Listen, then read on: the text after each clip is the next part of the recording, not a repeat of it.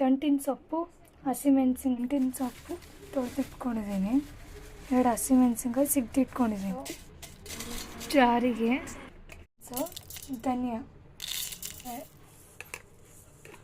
ಕಾಯಿ ಮತ್ತು ಬೆಳ್ಳುಳ್ಳಿ ಬಿಡಿಸ್ತಾ ಇದ್ದಾರೆ.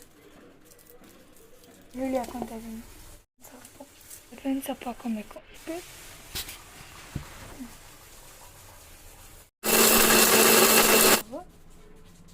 ನೈಸ್ ಆಗಿದೆ. ಪಾತ್ರಕ್ಕೆ ಹಾಕ್ಕೊತೀನಿ. ಜೀರಿಗೆ, ಕರಿಬೇವಿನ ಸೊಪ್ಪು,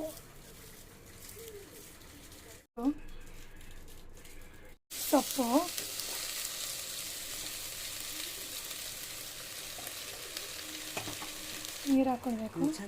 ಹುಳಿ ರಸ, ಹುಳಿಗೆ ಉಪ್ಪು, ಕಲ್ಲುಪ್ಪು ಹಾಕ್ಕೊಂಡಿದ್ದೀನಿ. 1 ಸ್ಪೂನ್ ಅರಿಶಿನ, 1 ಸ್ಪೂನ್ ಹಾಕ್ಕೊಳ್ಬೇಕು. ರುಬ್ಬಿದ್ದು ಹಾಕ್ಕೊತಾ ಇದ್ದೀನಿ.